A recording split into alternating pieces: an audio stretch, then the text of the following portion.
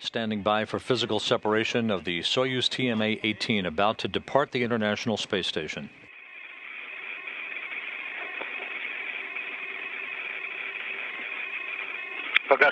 And now a view from the black and white external camera on the Soyuz vehicle as we will watch physical separation. Message is no longer eliminated, inaudible.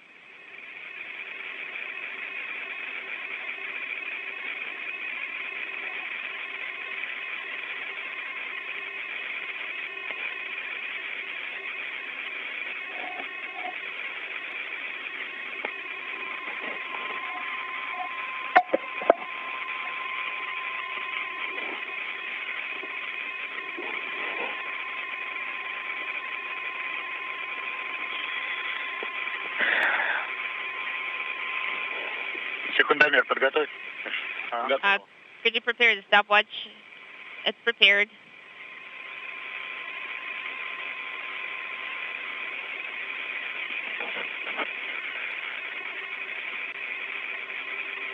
We have separation.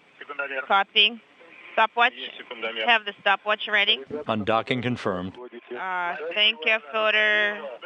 Thank you. Thank you to the entire crew. Okay, guys, good luck. Thank you for the joint work, Fyodor.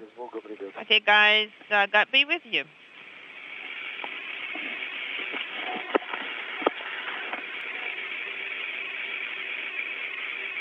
Undocking occurring on time at 9:02 p.m. Central Time over the Russian-Mongolian border. Earlier this evening, the two crews had an opportunity to say goodbye to one another for one last time. They recorded a video of their final farewells to one another. Let's take a look at that clip right now. As they gathered in the Poisk module, the module that is mated to the space-facing or zenith side of the Zvezda service module. Tracy, Caldwell, Dyson saying goodbye to the new station commander, Doug Wheelock, and her colleague, Shannon Walker. Wheelock saying goodbye to Mikhail Kornienko in this view, before Kornienko, Skvortsov, and Caldwell Dyson made their way inside the Soyuz TMA-18 to close the hatches behind them, conducting leak checks to make sure that we had an airtight seal between the Soyuz and the International Space Station, and that then placed everything in readiness for the undocking that is coming up about 14 minutes from now. You see Alexander Skvortsov floating into the field of view as the Soyuz commander. He will be again in the center seat of the Soyuz's descent module, and he will be at the controls for the Soyuz's deorbit and its landing on the steppe of Kazakhstan. Please press, Misha, please press IPKP all the way to hard stop.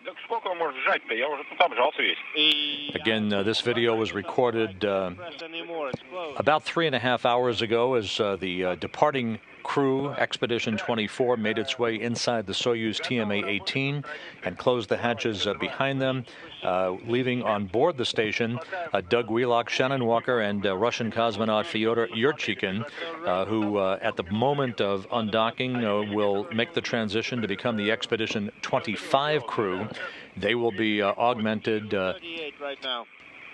about 16 days from now when Scott Kelly, Alexander Kaleri, and Oleg Skripochka arrive at the International Space Station. Their launch scheduled in the pre-dawn hours of October 8th from the Baikonur Cosmodrome in Kazakhstan, docking on October 10th to re-up the International Space Station crew to a 6-person crew once again. That we know, we understand that information.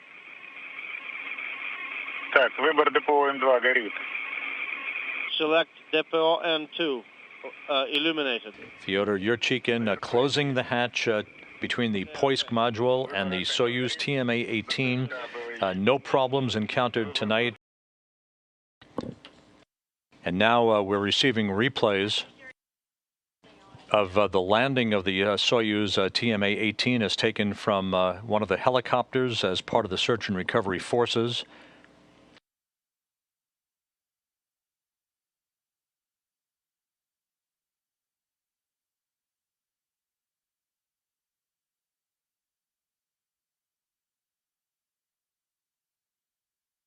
As the Soyuz descends to the ground. You should see the firing of the soft landing engines, very visible here from one of the forward search and recovery helicopters that hovered nearby the final descent path for the Soyuz to its touchdown point.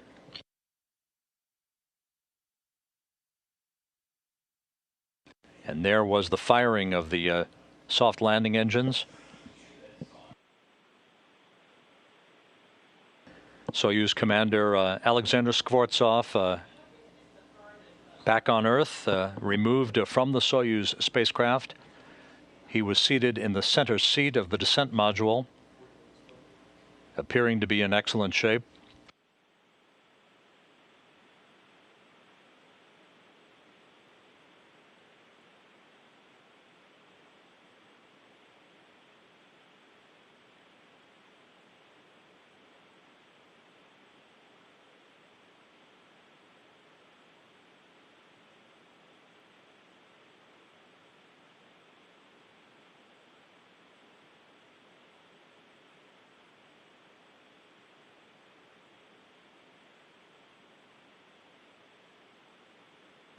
Skvortsov now being helped down that short platform.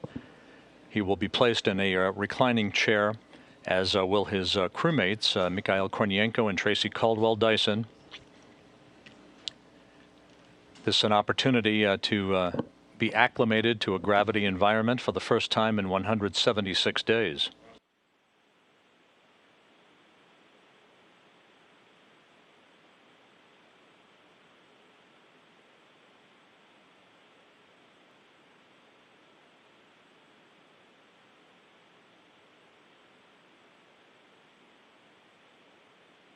Skvortsov receiving a pat on the shoulder from veteran cosmonaut Gennady Padalka, and the traditional apple.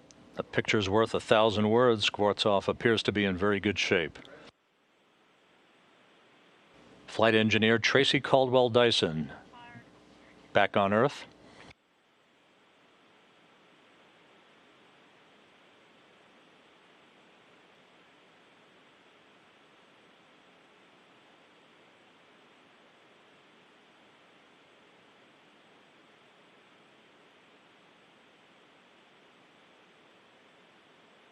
Caldwell Dyson exhibiting a big smile as she's carried to her reclining chair at the landing site.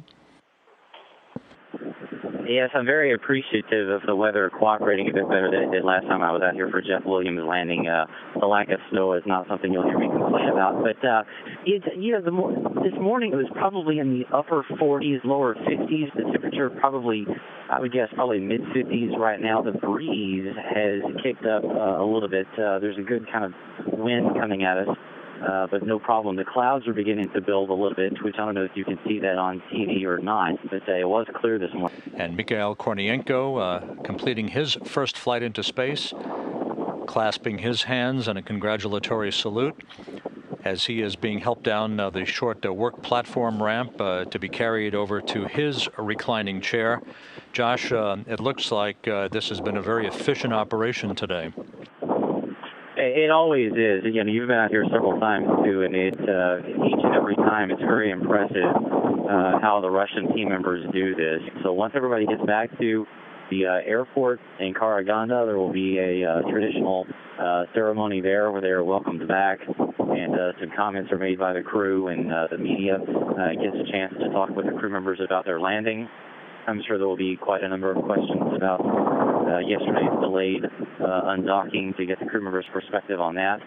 And then the two cosmonauts will fly back to Moscow later on tonight, and Tracy Caldwell Dyson will begin the process of heading back to Houston with some of the NASA team. Once inside the medical tent, the crew will be helped out of their Sokol launch and entry suits for preliminary medical test. You can see on the far left of your screen, just behind Tracy Caldwell Dyson, that's the chief of the astronaut office, Peggy Whitson, a veteran space station commander. Alongside of her, Kirk Shireman, the deputy program manager for the International Space Station program.